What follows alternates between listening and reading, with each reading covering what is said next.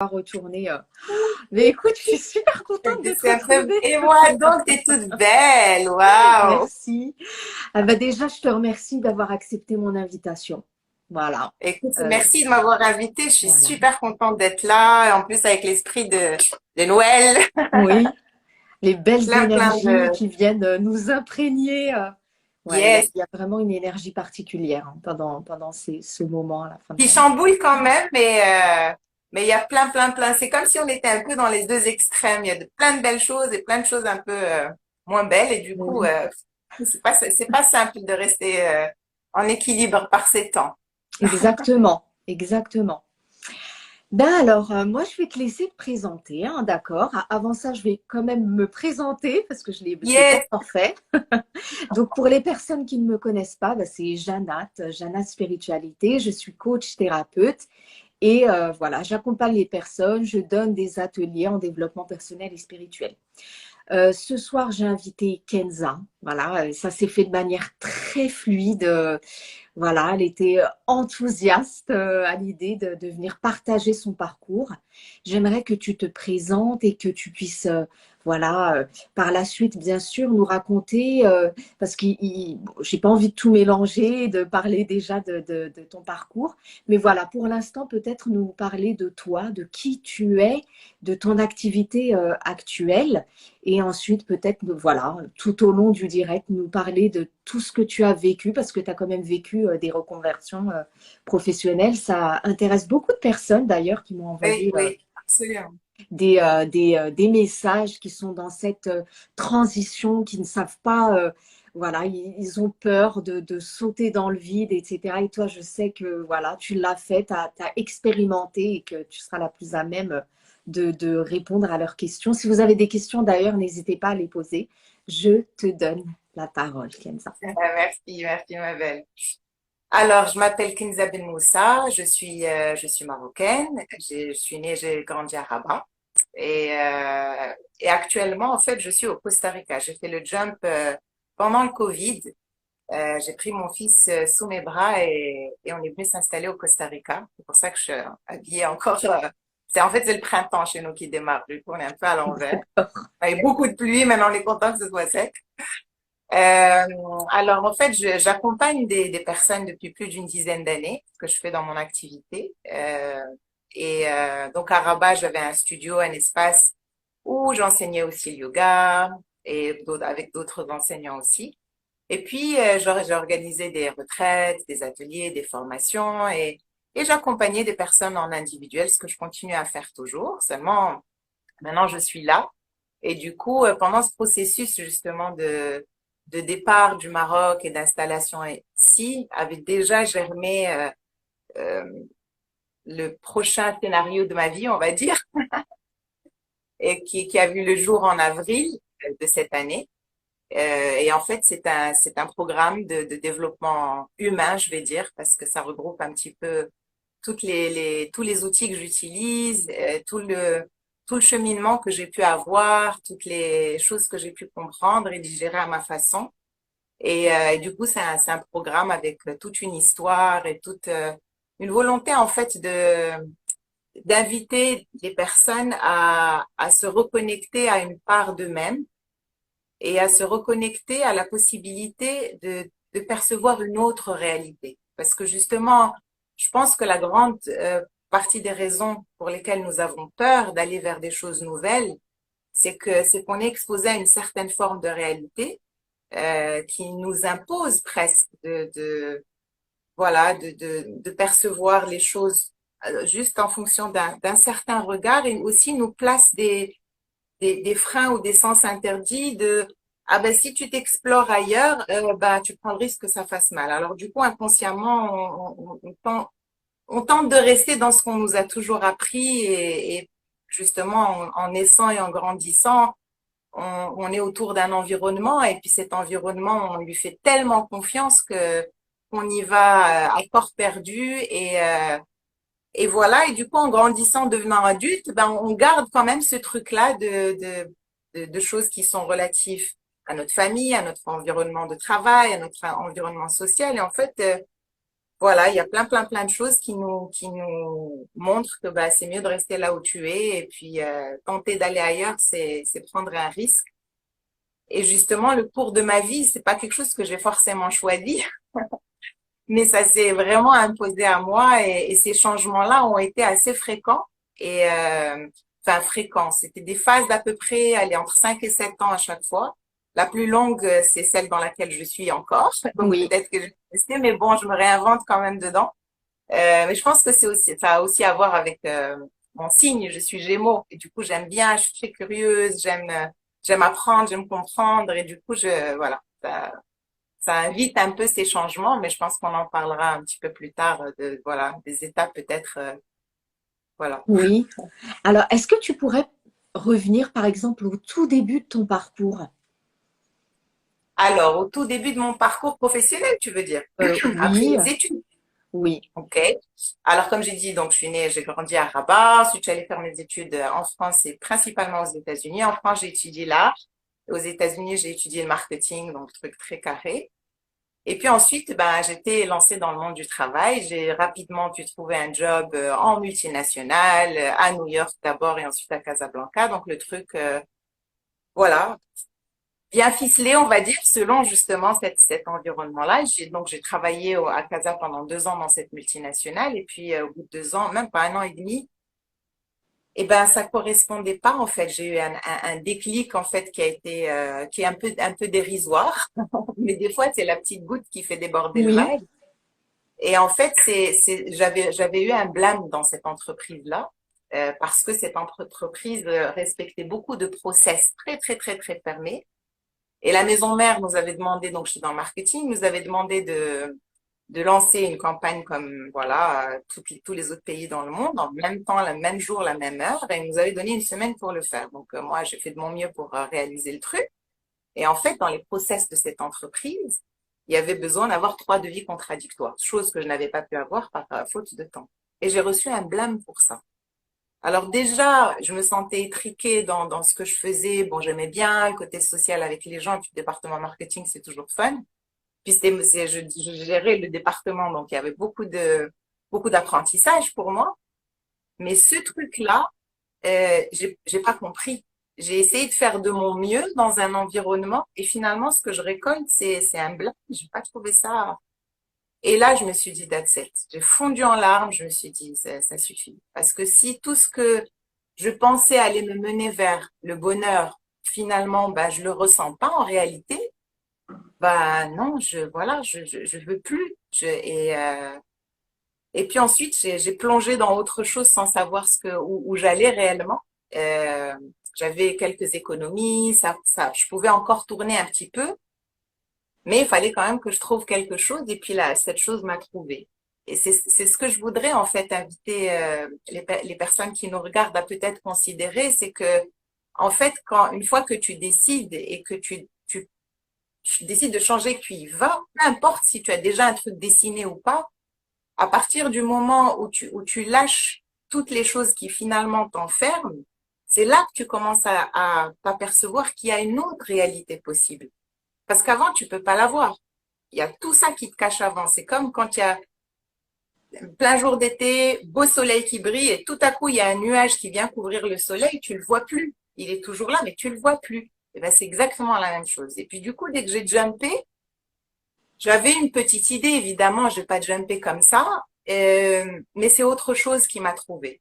Et vraiment de manière très fortuite, parce que voilà, j'avais emménagé dans un nouvel appartement et puis j'avais pas beaucoup de meubles encore et j'avais du temps, parce qu'avant j'étais tout le temps au boulot.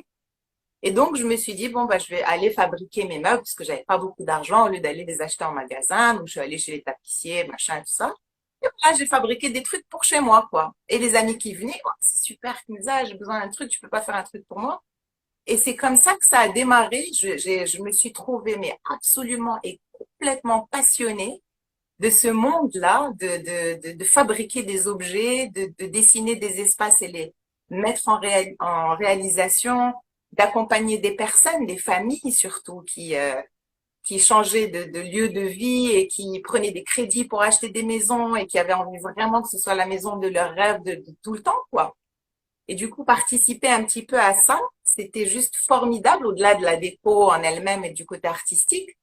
Mais il y avait ce contact humain en fait, parce que je rentrais un peu dans l'intimité des personnes pour pouvoir leur créer quelque chose qu'ils veulent et dont ils ont besoin. Et donc, on rentrait finalement dans des conversations qui rentraient un petit peu dans leur intimité et c'était juste formidable. J'ai adoré faire ça.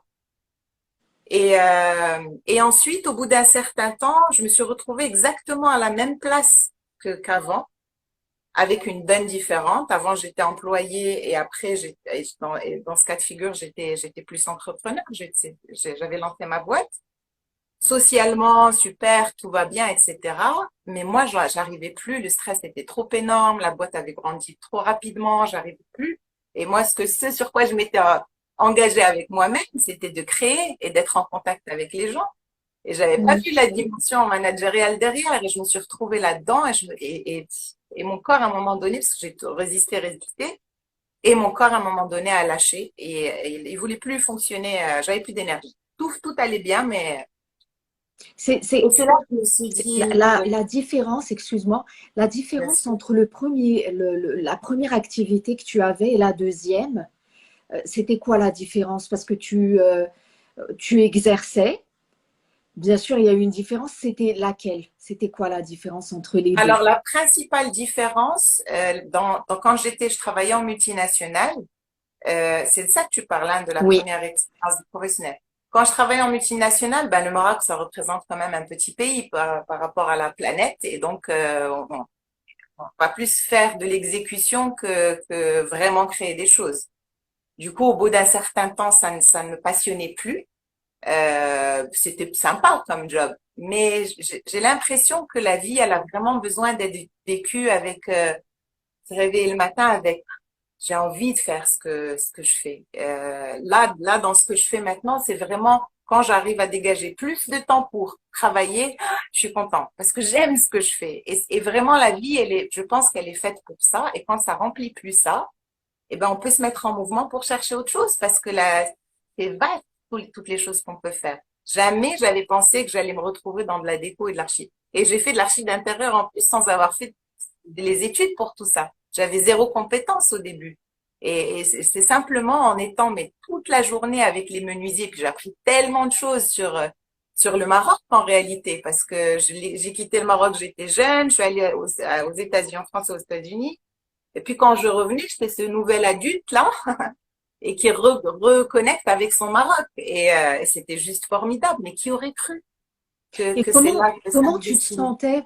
Parce que c'est important de dire aux personnes le ressenti. Qu'est-ce que tu ressentais en fait quand tu te dirigeais vers cette voie qui pour toi était complètement inconnue, on va dire, et tu ne savais même pas que tu allais y arriver, tu disais, et tu me l'as dit deux fois, ça s'est présenté à moi. En fait, est-ce que tu faisais seulement ce que te soufflait le cœur? Par exemple, tu ne savais pas, tu ne te disais pas, ah bah, je vais devenir peut-être décoratrice. Pour Du tout. l'instant, tu faisais qu'avancer petit à C'est ça. petit vers ce qui t'animait. Qu'est-ce qui t'animait dans ça? Qu'est-ce qui t'animait dans cette activité? Alors en fait, dans le processus en lui-même, je pense que c'est plutôt ça le fond de ta question. Dans le processus, quand j'ai quitté la multinationale, ça bouillonnait tellement, il y avait tellement de bruit à l'extérieur et à l'intérieur qu'en fait, j'arrivais plus à m'entendre ni à entendre ce qu'il y avait à l'intérieur. Et quand j'ai quitté et que je me suis retrouvée, d'ailleurs, je me rappelle très bien, je me suis retrouvée le premier jour où j'ai arrêté, j'ai allumé ma télé comme je faisais tous les jours, j'ai allumé CNN et je regardais, et il y avait des horreurs, et je me suis dit, mais pourquoi est-ce que tu regardes ça, quoi? Et depuis, j'ai plus jamais regardé les news. Depuis. Donc, vous avez plus de 20 ans maintenant. Et ensuite, bah, toute ma journée était différente. Elle était pleine de vide, un petit peu, tu sais.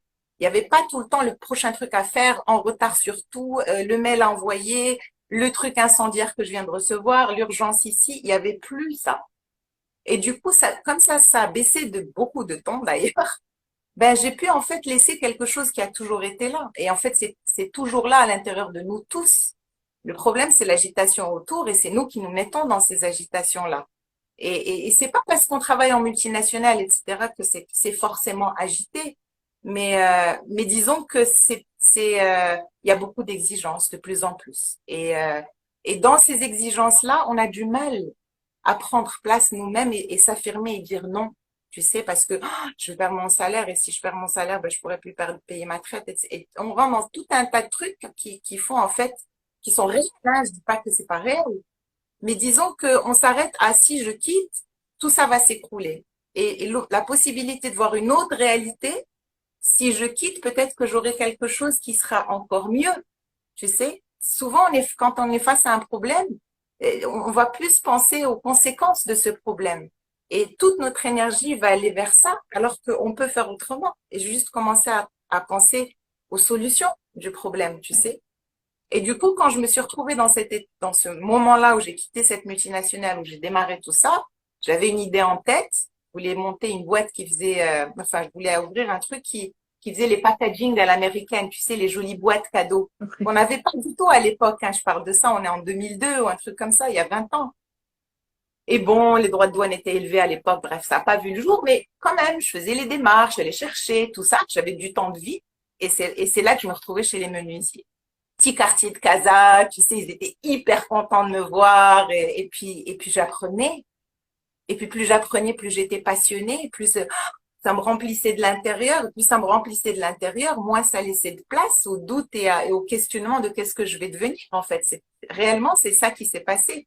Ça s'est pas vraiment passé dans mon conscient, mais c'est juste le fait de me remplir de quelque chose qui me nourrit, qui a juste pas laissé de place pour tout le bordel dans la tête et dans Oui, les etc.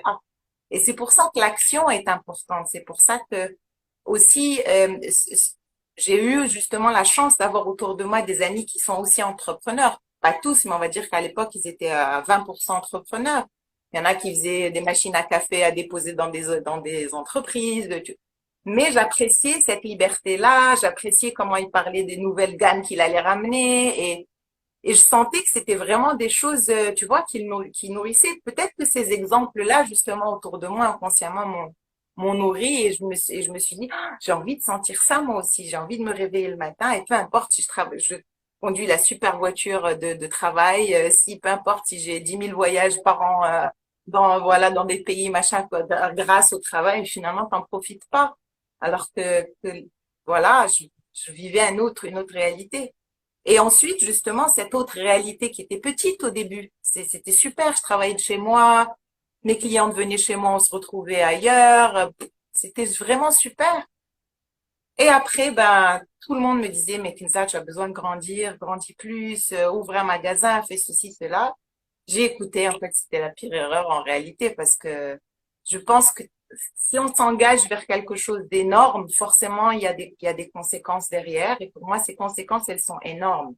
C'est-à-dire que si ça me prend trop de mon temps au point que je ne puisse plus profiter de la vie, eh ben c'est pas là où je vais aller, tu sais. Et inconsciemment, dans nos têtes, on grandit avec oui, le succès, la réussite, matériel, tu vois, tout ça. Et quelque part, ça flatte un peu notre ego, certes, mais en réalité, à l'intérieur de nous, ça peut pas nous rendre heureux parce que ça s'accompagne de beaucoup de stress.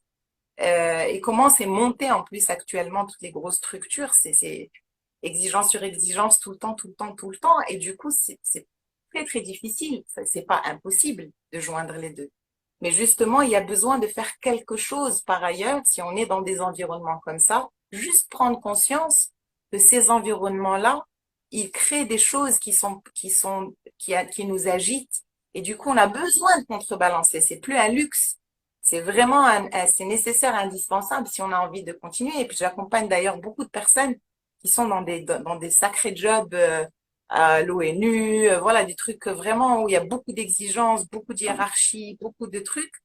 Et dès qu'elle commence à pratiquer, et justement, mon programme contient des pratiques spécifiques de respiration avant d'aller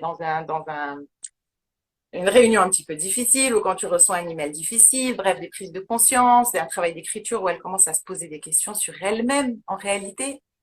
Et là, elles arrivent à beaucoup mieux gérer, elles arrivent à s'affirmer un petit peu plus et à mettre des limites aussi par rapport à leur boss, etc., gentiment, tranquillement, à apprendre aussi comment s'exprimer, comment demander des choses, Voilà. Et vraiment, on a vraiment besoin, je pense, c'est devenu, ouais, essentiel. C'est plus un luxe de s'occuper de soi. Est-ce que, à ton avis, il faut un minimum se connaître? Parce que tu disais qu'il y avait beaucoup de choses qui ne te ressemblaient plus et que tu t'es tourné un petit peu vers tes propres aspirations à toi. Est-ce qu'à ton avis, faut se connaître et comment? Alors, en fait, je pense que, au fond, on se connaît. C'est juste l'identité qu'on s'est construite autour qui vient couche après couche quand on a 10 ans, qu'on rentre au lycée, enfin au collège, après qu'on va à l'université, il y a une autre couche, on commence à travailler, on a le premier petit copain, voilà, voilà. C'est toutes ces couches-là, en fait, qui sont, c'est comme le soleil qui est caché par les nuages. Tu sais qui tu es à l'intérieur parce que on se rappelle tous comment on était enfant et toutes les choses qui nous animaient. Et on peut à tout instant reconnecter avec ça. Par contre, il y a besoin de se donner la possibilité de le faire. Et ça, il y a besoin de faire une action, de soi avec soi-même, oui. Mais on se connaît en réalité. On a juste besoin de laisser ce moi-là s'exprimer et aussi rentrer dans une dimension un peu quantique quelque part. Parce que justement, tout ce monde-là qui nous construit et toutes ces couches-là qu'on construit nous met dans un espace-temps et dans une réalité qui est figée, qui ne laisse pas la place à, ben, si ce truc il bloque, alors que je bosse dessus depuis 3 mois, 6 mois, 2 ans, si ça bloque, c'est pas pour me punir ou parce que j'ai été une mauvaise personne ou que j'ai mal travaillé ou que j'ai mal fait mon truc. Ben, si ça bloque, c'est peut-être que j'ai autre chose de mieux. Je le vois pas là maintenant. Mais peut-être que, et dès que je me place dans cet état d'esprit de qu'est-ce qu'il y a derrière pour moi, c'est là où je connecte avec moi-même. Si je reste dans pourquoi ça m'arrive à me plaindre, à être dans la victime, à être en train de prendre des coups, tu sais, ouais, c'est cette couche-là qui se renferme sur nous, mais de manière bétonnée, quoi. Et c'est facile quelque part de débétonner à condition que on puisse le faire régulièrement. Et quand je dis régulièrement, c'est tous les jours. On a besoin de s'accorder du temps pour soi. Pas beaucoup de temps, mais tous les jours, on a besoin d'être en contact avec nous.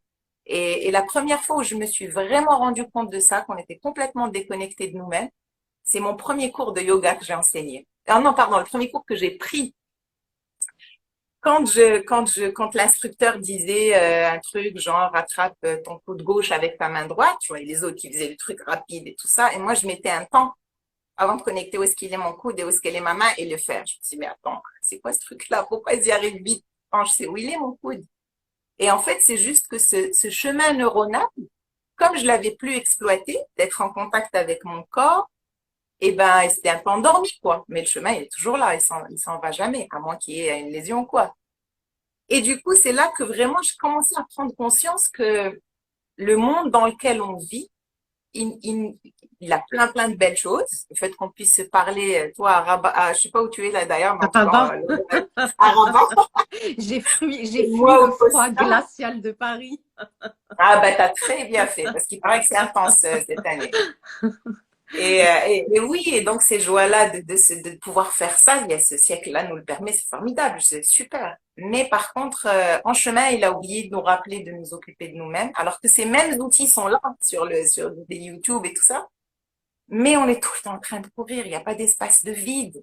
On est tout le temps en train de remplir avec des choses, on est tout le temps en train d'avoir des exigences avec nous-mêmes qui ne nous font même pas plaisir une fois qu'on les a. C'est ça le truc.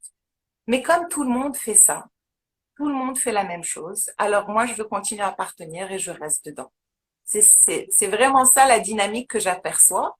Et justement, dans mon chemin d'accompagnement avec les personnes, elles se rendent compte petit à petit de ce que le comité là-dedans, il raconte en permanence, tu sais, et du discours qu'elle a toujours cru le sien. Mais justement, dès qu'elle a commencé à prendre cette distance et se rappeler, elle se dit, mais je suis pas d'accord avec ce discours. Pourquoi c'est là et j'en suis autant convaincue? Et c'est la même personne. Simplement, elle a pris de la distance. Et c'est vraiment essentiel dans par les temps qui courent et ça va pas aller mieux dans le futur, la vérité, parce que quand je vois les trucs des métaverses et les machins, etc., voilà, ça nous mène vers encore plus de dissociation. Et, euh, et pour moi, l'humain a besoin de rester humain et l'humain a besoin de contact avec lui-même et avec les autres aussi. Et toute cette distance-là, c'est pas simple. Mais bon, Hmm. voilà. C'est ça que j'œuvre de l'autre côté pour essayer de dire, hey, restez là. Dis-moi, tout à l'heure, tu parlais des couches qui venaient s'entreposer. On commençait à porter des masques pour correspondre un petit peu à ce que cherchait la société de nous, la famille, les proches, l'école même. Dis-moi, quel enfant tu as été et que tu es toujours à l'intérieur Oui. de toi. Qui était cette petite Kenza et c'était quoi ton environnement? Comment est-ce que tu pensais? Et ouais, on aimerait te connaître davantage. Ouais, avec plaisir. On m'avait jamais posé la question. Je suis très contente de revenir à ce petit moi verbalement comme ça. Petit moi, grand moi en fait. Alors la petite Kenza d'âge et tu es la dernière d'une fratrie de 4 enfants. Donc déjà, je pense que le positionnement dans une fratrie, il dicte beaucoup, il conduit beaucoup de choses dans le cours de l'existence de cet enfant. Je compare beaucoup avec ma grande sœur qui est l'aînée, et comme on est les 2 filles, au milieu il y a 2 garçons. Et je vois vraiment sa position d'aînée et d'adulte, voilà, de plein de choses. Et moi, bah, ça a façonné un peu qui je suis parce que j'ai toujours eu besoin de trouver ma place. Les 3 autres étaient déjà là et il y avait une grande différence d'âge aussi. Et du coup, j'avais besoin d'affirmer ma place. Et du coup, j'ai inscrit en moi une croyance que j'ai toujours besoin de faire des choses presque au-delà de moi, de me dépasser en fait, pour qu'on me regarde et pour que je sois aimée finalement et que je sois acceptée. C'est ce qui s'est inscrit en moi quand j'étais petite. Donc j'étais toujours sympa, toujours serviable, j'étais bonne dans tout, l'école, le piano, bref, tout ce que j'ai touché, parce que je voyais que c'était ça qu'on demandait aux autres de faire. Et du coup, bah, je m'efforçais de faire ça et de rentrer dans un moule et please, aimez-moi. Et du coup, c'est resté un peu. Et du coup, c'est quelque chose qui est magnifique parce que ça m'a donné la hargne d'y aller, de me dépasser. Les obstacles, je les franchissais. Vraiment, ça m'a donné beaucoup de ressources, contact avec justement mes ressources et ma force, ma créativité, toujours pour faire dans le nouveau, toujours être. Mais après, justement, j'avais pas mis de conscience là-dessus. Jusqu'à un certain temps où, justement, à peu près au moment où j'ai décidé de quitter la multinationale et de me lancer dans la déco, à ce moment-là, je me suis dit, ah, il doit y avoir quelque chose je sais pas, il faut que j'investigue parce que c'est pas normal. Tout le monde trouve que là où j'en suis, c'est super, que j'ai tout bien fait, et moi, je suis pas contente. Alors, qu'est-ce qui se passe, quoi? Donc, je suis allée investiguer, j'ai fait un peu de sophrologie, j'ai fait tout plein de Est-ce que choses. tu pourrais nous donner des mots sur le ressenti, sur ce ressenti où tu te sentais pas toi à ta place alors que tout le monde trouvait que tu l'étais? Qu'est-ce que tu ressentais, Kenza, à ce moment-là? Parce qu'il y en a Alors, ce plein que je ressens, aujourd'hui qui ressentent peut-être la même ouais, chose. sans doute. Euh, En fait, ce que je ressentais, c'est que j'avais une journée devant moi dans laquelle déjà je me réveillais, j'étais pas contente parce que je savais la pression qui m'attendait là-bas. Je faisais comme tout le monde, j'étais dans le trafic comme tout le monde au même moment, donc déjà ça aussi, ça rajoutait de la pression, du stress. Et puis une fois que j'étais arrivée dans ce boulot, ben, je passais toute ma journée à courir dans tous les sens, à être face à un écran. Et à la fin de la journée, j'étais pas contente de ce que j'avais fait. J'avais dépensé une énorme énergie. Et à la fin, j'étais pas fière de moi, même si les trucs se solutionnaient, comme tu vois, on me disait c'est bien et tout ça, mais il y avait toujours plein d'autres trucs, tu sais. Et, euh, et je me sentais un peu comme sous l'eau, tu sais, comme si j'arrivais plus à respirer. En fait, c'est comme quand tu es dans l'eau et tu essaies de sortir de la tête après elle redescend et après tu réessayes. C'est vraiment, je me sentais comme ça. Je me sentais dans cet état-là. Après, quand j'ai été dans la déco, même quand c'est devenu très intense, à un moment donné, j'ai dépassé mes limites d'intensité, c'est sûr, mais même quand c'était très intense, j'avais l'impression d'avoir quelque part de danser avec les choses. Tu sais, c'était pas quelque chose qui était imposé, figé. Il fallait que je rentre dedans. Tu sais, coûte que coûte, t'as pas d'autre choix. je sais pas, c'était une réalité qui cadrait pas avec ce que j'avais au profond de moi. Même si autour de moi, on me disait, mais c'est ça la réalité, c'est ça que tu as besoin de faire et tu fais très bien et continue. Mais non, il y a quelque chose à l'intérieur et peut-être que justement ma position dans ma fratrie a dû certainement m'aider parce que j'ai toujours cherché d'autres manières de faire pour pouvoir briller différemment, pour qu'on me regarde quelque part et que je sois acceptée. Donc peut-être que petite, j'ai développé ce cheminement-là. Mais en réalité, bah, ça s'accompagne aussi de beaucoup de peur, hein. Je dis ça, c'est pas une partie de plaisir, olé olé, allez, on y va. Non, il y a eu beaucoup de processus à faire. Il y a eu beaucoup de, enfin beaucoup.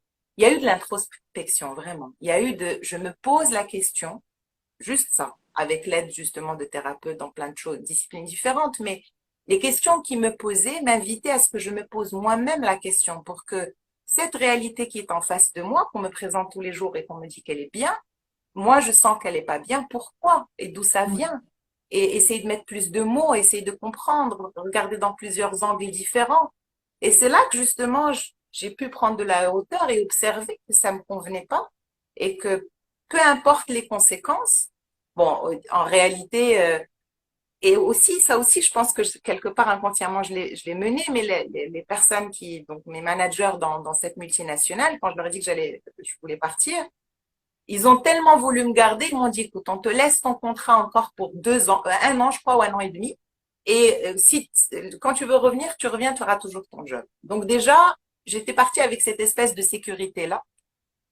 Mais même si elle n'avait pas été là, je savais ce que je valais sur le marché du travail, j'aurais pu trouver. Et je me disais, bon, ben, dans ton cursus d'études, tu as perdu une année en allant faire de l'art, tu sais, avant d'aller faire du marketing.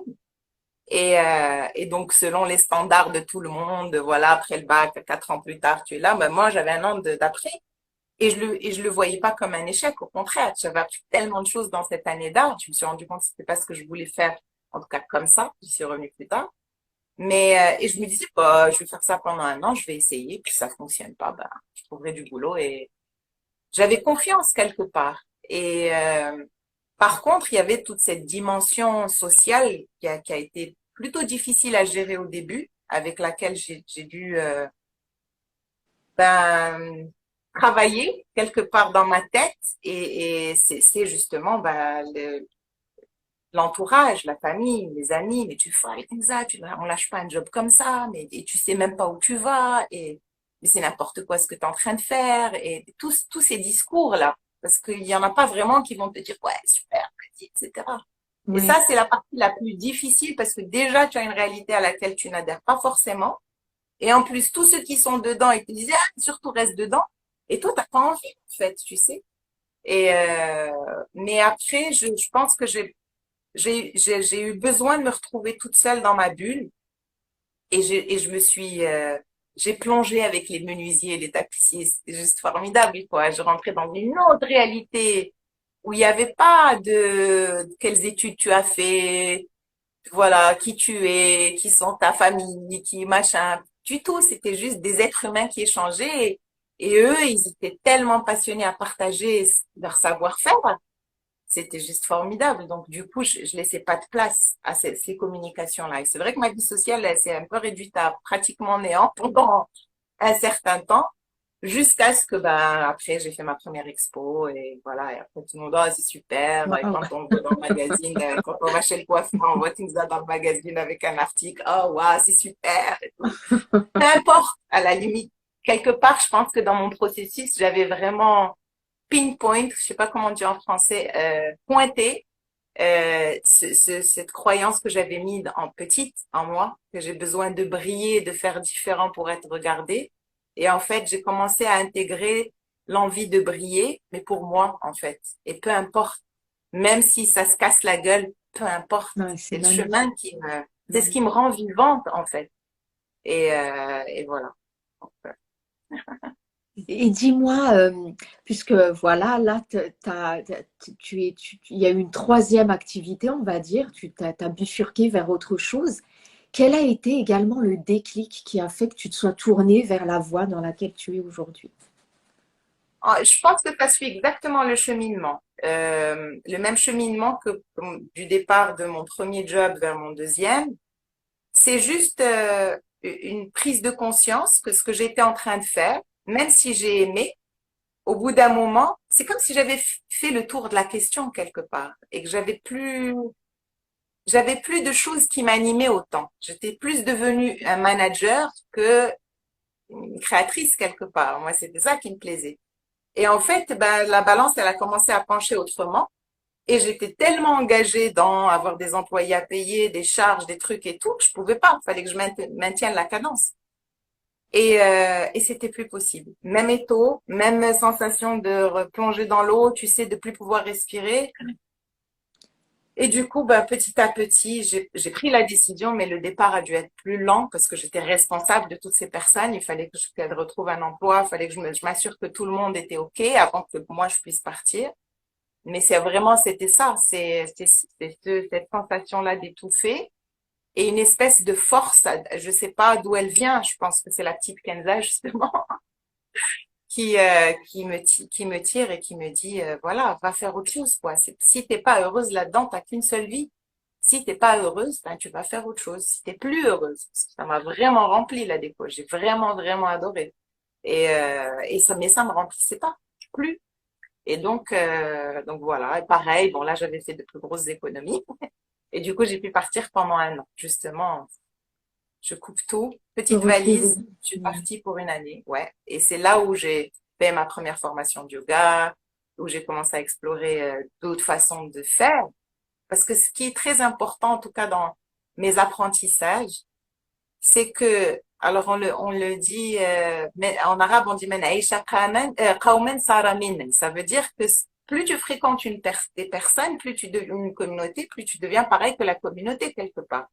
Et du coup, quand la communauté, ben, elle est à peu près dans les mêmes systèmes de valeurs, les mêmes façons de faire les choses, etc., ben, tu te retrouves à faire exactement la même chose. Et par contre, si dans cette même communauté, ben, t'as de la nouveauté, c'est pour ça que tous les flux migratoires sont très intéressants. Et c'est pour ça que le Maroc est un pays ultra intéressant, parce que vu sa position géographique, ben, il est traversé par plein de choses.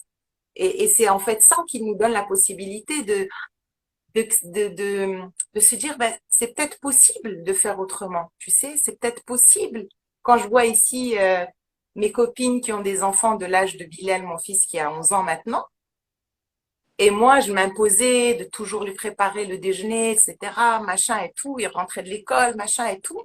Et elle me dit, bonne, ils prennent les leftovers de la veille ou ils se font un sandwich rapide, et puis voilà, quoi. Et juste ça, je me suis dit, ben oui, il sait le faire avec moi. Pourquoi est-ce que je me mets tout ce stress à arrêter ce que je suis en train de faire, à lui gérer son déjeuner? Et en fait, c'est parce que j'ai vu faire que ça m'a invité à faire autrement.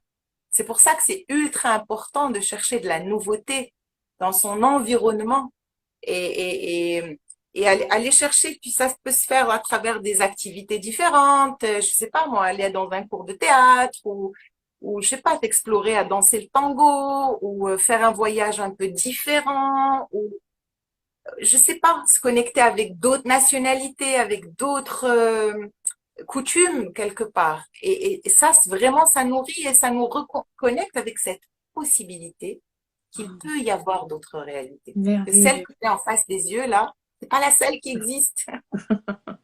C'est extraordinaire ce que tu dis. C'est tellement vrai et tellement inspirant. J'espère que ça pourra en inspirer plus d'un. Oui, vraiment, vraiment. Si tu pouvais nous parler justement de ce que tu fais aujourd'hui ce qui t'a amené à faire ce que tu fais nous parler également du programme et comment tu vois la vie et ta vie aujourd'hui. Ok.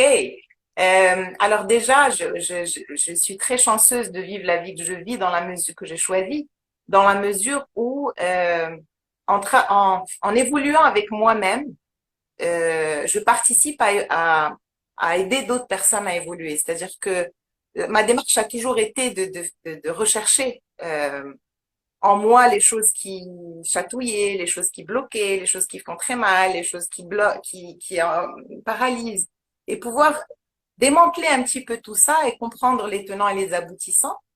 Et du coup, quand je digère quelque chose, une fois que quelque chose est digéré, tu es capable de pouvoir la partager.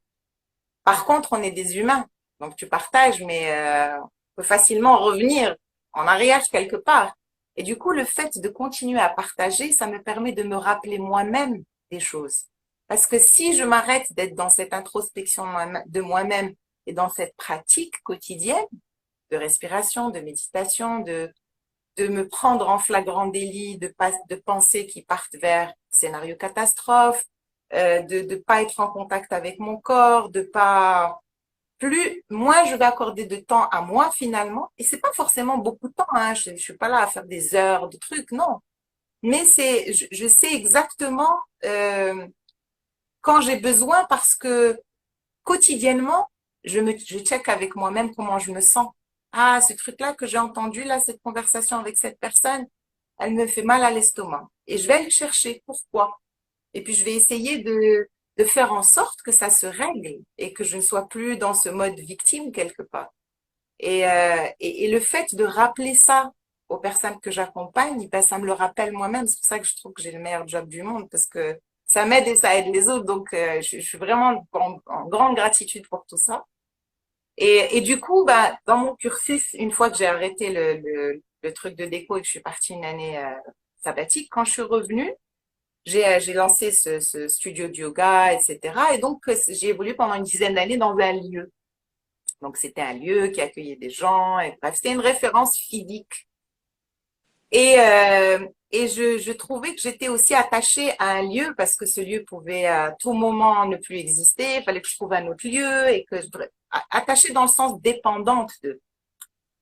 Et puis aussi, ben, le lieu a son espace et qui est parfois limité et des fois il y a plus de personnes qui veulent venir et tu peux pas, etc. Bref, il y a toutes ces choses-là qui sont rentrées en ligne de compte et je me suis dit bon, eh ben, on est dans l'ère d'Internet justement, crée quelque chose qui soit disponible pour plus de personnes certes, mais surtout quelque chose qui soit disponible à tout moment aux personnes parce que quand une personne vient pour un cours, une retraite, une formation, on vit des choses extraordinaires, ça c'est certain. Et on se reconnecte avec nous-mêmes. Seulement, ces mêmes personnes qui ont ouvert une porte, une fois qu'elles rentrent dans leur quotidien, petit à petit, la porte, elle se referme jusqu'à ce qu'une semaine, 2 semaines, un mois plus tard, la porte est vraiment fermée parce que justement, il y a besoin d'entretenir tout ça. Et ça, j'étais pas en capacité de le faire. Une fois qu'elle me quittait, elle partait avec des yeux, je dis elle, parce qu'il y avait beaucoup plus de femmes que d'hommes, avec le visage super allégé, très. Et après, ben, elle revenait à mon cours 10 jours, 15 jours plus tard. Et l'énergie était déjà. Et du coup, je me suis dit, il faut trouver un truc pour que justement on puisse avoir accès à ça. Et c'est exactement ce que j'ai créé. Et juste, du coup, c'est un voyage qui se passe en 2 mois, que tu peux faire seul, mais et c'est très bien aussi, que tu peux faire accompagné, c'est mieux, et que tu peux faire aussi en groupe. Là, je redémarre le groupe à partir de fin janvier. Quand tu dis Euh, accompagner, donc c'est toi qui accompagnes la c'est ça, personne, si elle le désire, elle peut se faire accompagner par exact. toi. D'accord, super. Parce qu'en fait, le programme, tu peux être complètement autonome dedans. C'est une série de vidéos, il y a des modules avec plein de choses. Donc, tout est assez facile. Et j'ai fait des tutos pour que les personnes, au cas où, qui sont pas technologiques comme toi et moi, j'ai pensé à eux. C'est compliqué, mais bon, il vaut mieux avoir cette truc. Et donc, les personnes, elles peuvent naviguer toutes seules, sans moi. Seulement, j'ai remarqué qu'il y avait quand même une différence entre le faire seul et le faire accompagner. Pourquoi? Parce que, justement, quand il y a quelque chose qui se passe dans ta vie, quelque chose que tu sais, qui revient souvent petitiller, tu sais, euh, on va avoir tendance le plus souvent soit à mettre des œillères, soit à se mettre dans l'action pour faire autre chose, pour oublier, puis laisser tomber, et puis après on redémarre et voilà. Et seulement les choses, elles continuent à s'empiler quelque part. Et on a besoin au moment où ça arrive, de faire quelque chose, quoi. Surtout quand on amorce un travail de développement personnel, on commence à devenir un peu plus sensible à ce qu'on ressent et à tout ça. Et du coup, le fait d'avoir quelqu'un qui t'accompagne, justement, parce que l'accompagnement, c'est sur les 2 mois, on va se parler 6 fois, on va faire 6 séances ensemble. Et puis, il y a le WhatsApp aussi qui est là. Je préfère le WhatsApp vocal où la personne, dans la situation, au moment où c'est en train de lui arriver, elle m'envoie un petit message. J'entends le ton de la voix. Je préfère vocal que écrit parce que ça me donne beaucoup d'indications. Et cet accompagnement-là se fait aussi dans le quotidien. Et c'est important de débloquer les choses au moment où ça arrive. Aider à évacuer ce qui a besoin d'être évacué. Renvoyer vers une réflexion qui va aider la personne à penser les choses autrement. Parce que c'est pas moi qui fais. Je suis juste la personne qui rappelle quoi faire, rassurer évidemment, refaire descendre un petit peu le truc, c'est OK. Mais après, c'est des questions. Et plus j'en sais sur la personne, plus je peux voir le cheminement de choses et de réflexions et de blocages qu'elle peut avoir, et plus je peux accompagner précisément en fonction de son besoin à elle. C'est pour ça que je trouve que ça, en étant accompagné, c'est mieux. Mais sinon, bah là, j'ai des personnes, donc j'ai démarré le programme au mois d'avril, donc il y a des personnes il y en avait même, j'avais fait une phase test il y a un an, au mois de février, et les personnes le reprennent, tu sais. Il fait partie de leur quotidien. Se réveille le matin avec le cœur lourd, hop, je vais aller mettre cette méditation, je mets des petites oreillettes, j'écoute, ouf, 10 minutes plus tard, je me sens mieux, tu sais. J'ai un coup de colère parce que mon boss a fait je sais pas quoi, ou mon enfant a fait je sais pas quoi, hop, allez, j'y vais, j'écoute tel truc parce que je sais que tel truc, c'est pour la colère, etc., etc. Et puis, il y a plein d'invitations, il y a de l'Ayurveda, il y a comment apprendre à s'alimenter soi-même en fonction de ses humeurs. Ça aussi, c'est une réalité. L'Ayurveda, c'est une médecine indienne qui a 5000 ans, donc vraiment, c'est lourd comme, c'est chargé de plein de choses. Et justement, cette science-là t'apprend à manger en fonction de tes humeurs, c'est-à-dire à éviter de manger telle et telle chose ou à encourager telle et telle chose quand je me sens le mental agité, quand je me sens en colère, quand je me sens triste, quand j'ai tout ça. Et puis aussi, rentrer en contact avec notre machine, parce que c'est une machine, le corps. Il est super bien fait, mais elle a ses limites et ses côtés ses parties performantes, on va dire. Et chacun est différent. Et plus je vais me connaître, je vais savoir comment ma machine fonctionne, en fait, et plus je pourrai être à son écoute et lui donner ce dont elle a besoin.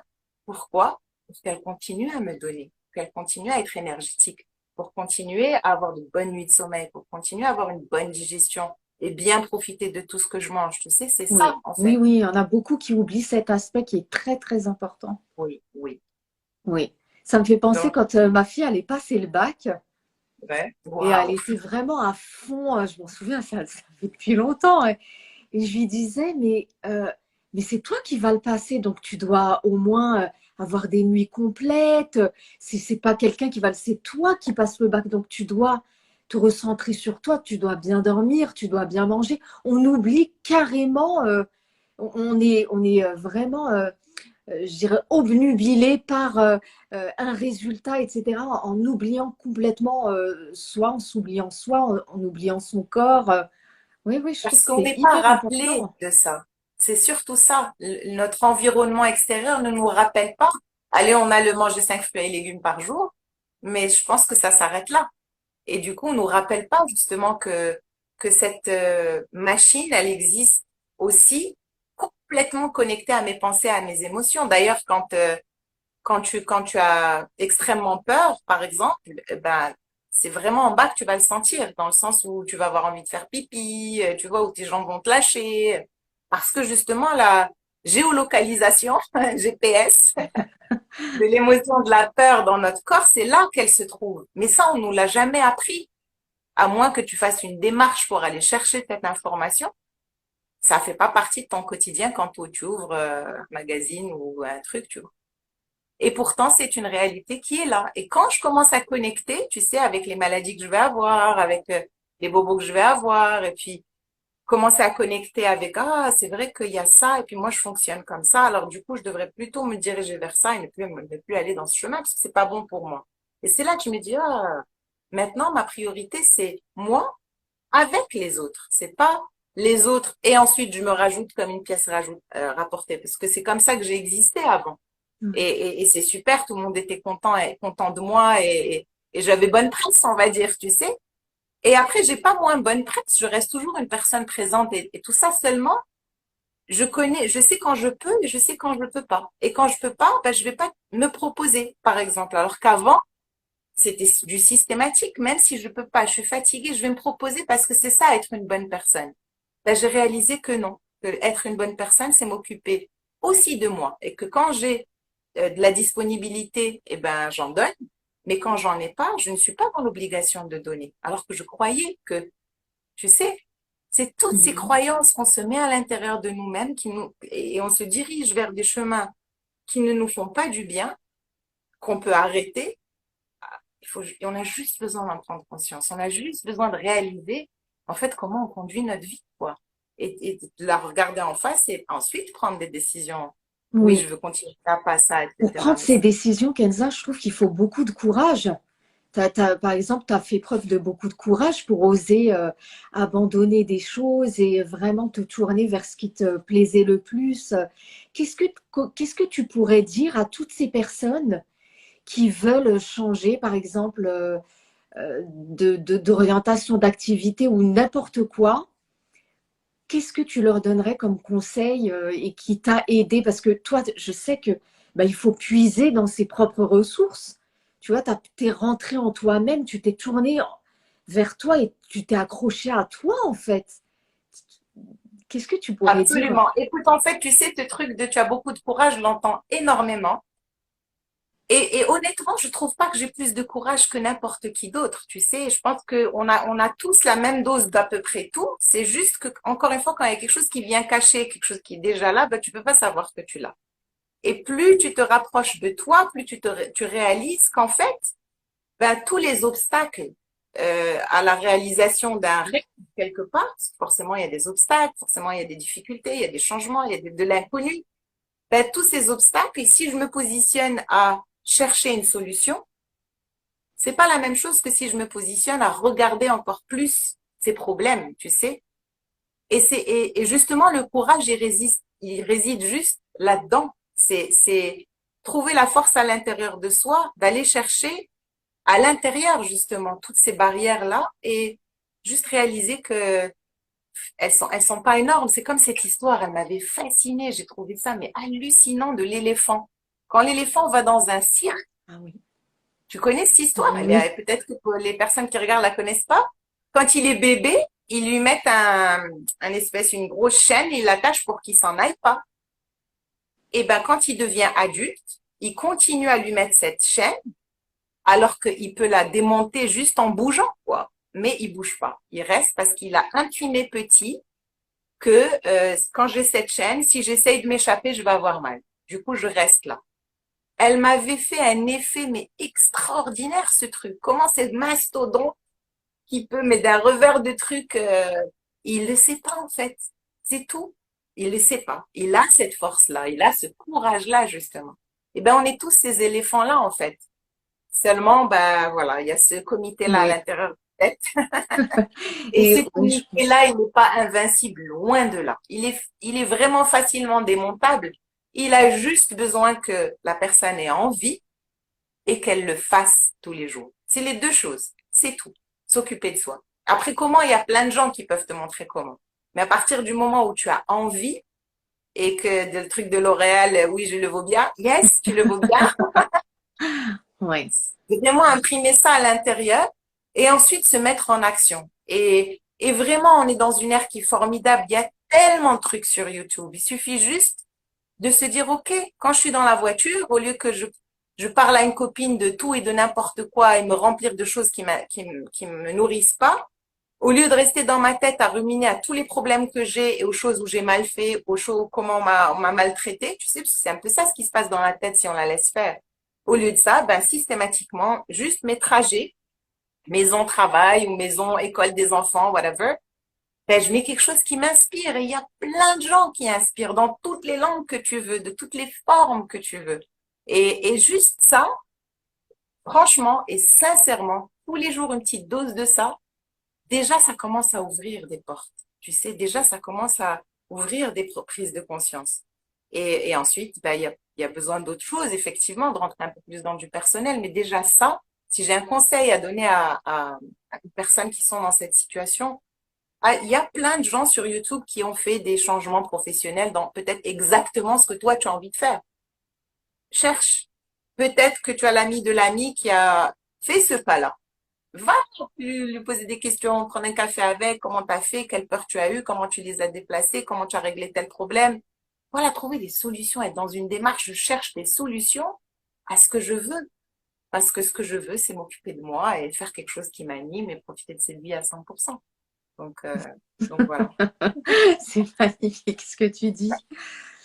Euh, on va reparler un petit peu du programme. Moi, tu sais, à un moment, j'allais te demander si tu devais revenir en arrière, est-ce qu'il y a quelque chose que tu ferais différemment ou pas, mais je ne sais pas si tu penses que Oui, peut-être tout a dans ma été juste ou parentalité, bien oui. qu'est-ce que tu aurais Ouais, fait? Est-ce qu'il y a quelque chose que tu aurais fait différemment et quoi? ben, en fait, dans ma parentalité, justement, parce que justement, les personnes que j'accompagne, encore une fois, c'est beaucoup des femmes et beaucoup sont des mamans déjà. Et ben, me retrouve beaucoup à travers elles, dans cet état d'être, de parent. Et bon, après, c'est vrai que moi, je l'ai vécu de manière un peu spéciale parce que j'ai élevé mon fils toute seule, enfin, depuis qu'il était dans mon ventre, voilà, voilà. Et du coup, ben, je me suis placée dans cette espèce comment dire, d'absolu protecteur de Bilal, mon fils. Et donc, j'ai tout concentré sur lui. C'est-à-dire que, de nouveau, en fait, je suis revenue, surtout dans ces premières années, fort heureusement, Internet aidant, et il y a plein de gens qui m'aident, docteur Shefali, par exemple, qui est juste extraordinaire, que je vous invite vraiment à aller voir parce qu'elle est spéciale dans la parentalité. Bref, elle est sur Internet. Et du coup, ce que j'aurais fait autrement, c'est vraiment peut-être moins m'imposer euh, autant de culpabilité, tu sais, par rapport au fait d'élever Bilal toute seule et que de ne pas, qu'il n'ait pas eu la possibilité d'avoir son autre parent avec lui, cette donnée masculine, tu vois, tout ça. Et du coup, j'en faisais beaucoup trop alors qu'il n'y avait pas forcément besoin. Tu sais que les enfants ont la capacité de s'adapter, de s'ajuster. J'avais pas besoin d'être le papa et la maman en même temps, mais j'ai eu cette croyance-là. Et ça m'a beaucoup freinée. J'ai adoré la parentalité, être dans ce monde de parents. J'ai adoré. Mais en fait, j'aurais pu laisser un petit peu plus de place à Kinza, en fait. J'aurais pu laisser un petit peu plus de place voilà, à moi, tout simplement. J'ai presque comme tout donné à Bilal quelque part. Et du coup, bon, au bout d'un certain temps, j'ai réalisé que tout ça, et je me suis dit, bon, bah, à un moment donné, tu as besoin de te réveiller et il y a quelque chose qui fonctionne pas. Et c'est beaucoup plus compliqué par rapport à son enfant que de quitter un job ou de changer de truc. C'est ton enfant, quoi. Donc, les blocages sont encore plus fermés, quoi. Et du coup, bah, j'aperçois les personnes que j'accompagne dans leur comportement avec leurs enfants, dans comment elles subissent de trop les choses, comment, tu vois, et dans nos discussions, elles réalisent qu'elles peuvent faire les choses autrement, qu'elles peuvent s'autoriser et finalement, ben, elles gagnent du temps, il y a plus la paix à la maison, c'est plus, tu vois, parce qu'elles se donnent à elles-mêmes, elles continuent à être ses parents, mais elles s'oublient pas au passage. Et voilà, si, je pense que si il y avait quelque chose vraiment que j'aurais fait autrement, c'est cette partie-là. Bah, je pense qu'on a déjà fait 1 heure. Moi, j'ai Ah oui, rien waouh, vu. ok. Ben J'ai oui. pas vu l'heure. Je voulais Mais te moi, demander si tu veux peut-être rester un petit peu plus longtemps, un mot de fin ou parler un petit peu. Comment est-ce comment est-ce que tu inviterais, par exemple, les personnes à participer à ton programme et pourquoi elles participeraient si tu pouvais nous oui, dire? avec plaisir. Ouais. Alors, comment? Ben, c'est mon site web, kenzabelmoussa.com ou sur les réseaux sociaux, m'envoyer un message et on prend rendez-vous, on discute et puis je peux en parler plus en détail. Mais en fait, je trouve que c'est une belle aventure. Il s'appelle Rendez-vous avec moi-même, le programme. Et c'est vraiment un rendez-vous avec soi-même qui touche à beaucoup de choses parce que il y a beaucoup d'outils de développement personnel, il y a de la méditation, de la respiration, mais il y a aussi beaucoup d'outils qui sont en fait pragmatiques et factuels dans le sens où c'est des choses que tu peux utiliser vraiment toi-même dans ton quotidien et qui touchent de l'énergétique, de l'alimentaire, etc. Mais ce qu'il y a de plus intéressant, et là je refais le groupe, justement, je suis très excitée à cette idée-là, parce que tu sais, un bébé, ça, tu prends le temps que moi-même je me mette dedans, parce que j'ai toujours exercé d'une certaine manière, là c'est une autre forme, et je m'éclate beaucoup, parce que Instagram, je crois que je l'ai depuis très très peu de temps, depuis que j'ai décidé de justement faire le programme, parce que ça passe par là pour se faire connaître aux yeux de voilà de personnes qui sont pas au Costa Rica, que j'ai laissé au Maroc principalement et puis d'autres personnes aussi ailleurs dans mon francophone. Donc j'ai eu besoin d'un moment d'adaptation Et du coup, là, avec beaucoup de joie, je redémarre le groupe. Et le groupe, en fait, ce que j'ai constaté, c'est que ça rajoute une autre dimension parce que pendant les 2 mois, on se retrouve très régulièrement. Il y a plein de choses qui sont faites spécialement que pour ce groupe-là. Et justement, euh, partager les histoires des uns et des autres pour celles qui veulent partager, parce que pas tout le monde, tu n'es pas obligé.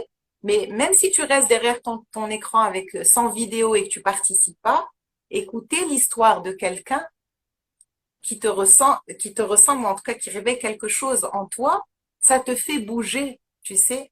Et ça comme on dit quelque part, ça te permet de te dire, bah, si elle y arrive, ben moi aussi, je peux y arriver. Quand il y en a 3, 4, 5, 10 qui sont comme ça, tu te mets en action, tu sais. On est des êtres sociaux, on a besoin d'être tiré quelque part pour pouvoir faire jusqu'à ce que la machine devienne suffisamment chaude, tu sais, parce qu'on est un peu des diesels à démarrer. Elle est, elle est chaude, ben là, je peux y aller moi-même, tu sais, en continuant à être accompagné ou pas, chacun choisit, mais c'est ce que ce programme fait. C'est vraiment une décision de s'occuper de soi et de savoir quoi faire pour s'occuper de soi. Parce que souvent, quand on dit oui, tu as besoin de t'occuper de toi, ben les personnes, elles pensent que oui, il faut faire plus de massages, s'occuper de soi esthétiquement. Oui, c'est super aussi. Mais en fait, ça reste Oui. encore dans la surface quelque part. Bien que les massages, ça quand même, énergétiquement, ça fait bouger les choses et c'est vraiment un moment de détente. Mais 90% de mes amies qui font des massages, elles sont en train de faire leur liste dans leur tête de ce qu'elles doivent faire, les choses qu'elles doivent acheter, etc. Donc, c'est pas vraiment un moment de détente complet. Et là, dans ce programme, c'est des choses qui prennent pas beaucoup de temps, mais où tu vas éteindre ta tête pendant 10 minutes, 15 minutes, 20 minutes, une demi-heure. Et rentrer dans cette routine où quand tu te réveilles, plutôt que d'aller voir tes mails, etc., hop, je vais aller respirer 10 minutes ou méditer 10 minutes. Je sais que je fais 2 clics et j'ai mon truc, je mets mes oreilles, hop, et j'y vais. J'ai un coup de blues quelque part à un moment donné entre 2 réunions, j'ai besoin d'énergie, hop, je sais ce que je peux faire. Et du coup, en fait, ça empêche les choses de continuer à se construire et à s'empiler, tu sais. Au fur et à mesure des choses qui arrivent dans la journée, parce qu'il nous arrive des galères à tous, il nous arrive des choses qui nous bousculent, qu'on n'aime pas, eh ben, si on les enlève au fur et à mesure, on le traite déjà à l'intérieur de nous-mêmes et on retire les résidus émotionnels qui se fixent à l'intérieur du corps, eh ben, on peut évoluer, voilà, euh, beaucoup plus léger, on va dire. Et justement, notre nous intérieur ne s'assombrit plus aussi facilement. Voilà le Oui. projet de ce rendez-vous avec moi-même et ouais, je Et donc, lancerai la tout ça en prochaine janvier. cohorte, c'est pour quand? Pour les Écoute, personnes qui fin seraient intéressées janvier, pour le je programme. pense que ça va être le 31 janvier. Je vais commencer à donner les détails à partir de janvier du comment, pourquoi, etc. Tous les trucs. Il y aura des masterclass aussi d'ailleurs, où je vais parler un petit peu plus en profondeur du programme, mais pas que. Ce sera principalement pour continuer à éveiller les consciences parce que ce soit avec moi ou avec quelqu'un d'autre, parce qu'il y a plein plein de choses sur Internet, mais pour moi, c'est ma vocation, c'est de contribuer à aider les personnes qui ont envie et peut-être juste de contribuer à ouvrir une petite porte, une petite fenêtre. Je dis, ah, pourquoi pas. Voilà. Eh ben, écoute, merci beaucoup. Merci. Merci à toi et merci Merci. à toutes les C'était, personnes j'ai été qui emportée par tout ce que tu disais pendant l'heure. étaient là. C'est vraiment Trop bien, en tout cas, c'est extraordinaire et bien. je ressens vraiment ton énergie. Voilà, je suis vraiment très heureuse. Encore une fois, je le dis, et très ravie et flattée que tu aies répondu à mon invitation. Ah, il y a Wafa qui nous fait un petit cœur. N'hésitez pas si vous avez des questions à poser par rapport à peut-être ce que Oui, vous êtes en train de vivre ou bien le programme de Kenza, tant qu'on est encore là pendant quelques minutes pour pouvoir y répondre. Donc, comme l'a dit Kenza, ça commence fin janvier, la prochaine cohorte, où un accompagnement est également possible pour vous si vous le souhaitez. Si vous avez des questions, il y a Nasser qui dit c'était très sympa, merci à toutes les deux. Eh ben, ah, écoute, merci, génial. merci pour Merci, ta présence, merci. Nasser. Il y a eu un Nasr, petit c'est un homme ou coucou. une femme? Nasser, c'est un homme. Ah, ok, super. Je suis toujours très contente quand il y a des hommes qui... Et je sais pas si tu as remarqué, mais ils commencent vraiment un petit peu à plus se participer, s'exprimer. Et vraiment, ça, je trouve ça extraordinaire. Oui, Donc, j'encourage à fond. oui, oui. On encourage les hommes Yes, à faire, on est voilà, toutes seules là. On a besoin de votre à énergie s'occuper. masculine. Il y a eu un petit coucou de Epic Family Tour. Ah, cool. Oui. Nabil, Ah, Lily. oui. Il y a Sohed, si je me souviens pas, c'est pas CM, pour pas que je me trompe encore, qui nous a dit merci beaucoup. Si vous avez des questions, n'hésitez pas. Merci pour ce discours inspirant. Eh bien voilà, Oui, super, voilà la super. fin de ce premier. Voilà, c'est la première interview que je donne. Yes, et Et merci, voilà, merci j'avais envie vraiment d'en faire. Et puis, de démarrer cette série avec moi. oui, j'en suis ravie. Tu m'es venue à l'esprit. Et comme je t'ai dit, ça s'est fait de manière très fluide. J'avais envie de donner des interviews. Et puis, ça s'est imposé comme ça. Tac, je me suis dit, allez, je lui envoie un message. Et Ah, c'est puis, génial. voilà, tu as été C'est ça, on enthousiaste. Et co-crée. je te C'est ça. remercie On encore. pose des questions, on essaye, on fait, et puis voilà. Ben, voilà. Je vous Super, fais merci beaucoup. à tous un gros bisou. Je t'embrasse et je te souhaite une Moi aussi. super continuation. J'espère Merci te revoir beaucoup. encore et encore et Yes, encore, hein. yes, Parce yes, que tu n'es avec plus plaisir. ici au Maroc. J'avais Oh, suivi des choses avec toi. oui, Oui, oui, bah oui, bientôt, oui, bientôt. Peut-être qu'il y aura des choses. Déjà, il y a en mai, c'est vrai que j'organise une retraite en mai pour le 1er mai. Ah, Ouais, de super. 3 nuits. Parce qu'en fait, j'ai écrit un bouquin, je pense qu'on en a parlé. Et du coup, là, je suis en phase bref, faire les derniers petits trucs avant de l'éditer. Je vais faire un petit book tour en Oui. mai et en juin pour faire des signatures. Donc, je serai dans les parages mai-juin Ouais, je du pense qu'on n'en Maroc. avait pas parlé pendant le live. On en avait parlé. Non, en Ouais, off, toi et moi, c'est vrai, mais on voilà. en a parlé dans le live. D'accord. Mais Et donc, voilà. la retraite, tu l'as fait où? Écoute, ça sera très probablement à Marrakech. J'ai pas encore figé l'endroit parce que je D'accord. suis encore en pourparlers avec trois endroits. Mais ça sera probablement soit Ah, Marrakech, soit Souera. Mais très voilà, bonne dès que ça nouvelle. sera. Pour les Yes, personnes qui seraient intéressées, hein, bloquer une absolument. petite date à cette période. C'est Voilà, ça. 1er mai, c'est un lundi. Donc je me suis dit, on fait un vendredi, samedi, dimanche. Et puis, c'est bien quoi. super. Ben voilà, ben en tout cas, je te fais de gros bisous. Je remercie toutes les personnes qui ont été présentes Yes, et puis les personnes également qui regarderont en replay. Voilà, je te fais merci, de gros merci, bisous. merci. Bonne soirée et puis bon lundi. Bon démarrage de Merci, semaine à tout merci. le monde. Bon week-end à Moi, je vais à la tous. piscine. La chance. Oui, Alors, les personnes qui continuent à nous remercier, à te remercier, je vous fais un ah, génial. gros bisou et puis je vous dis à très vite. À très vite. Ciao. Au revoir.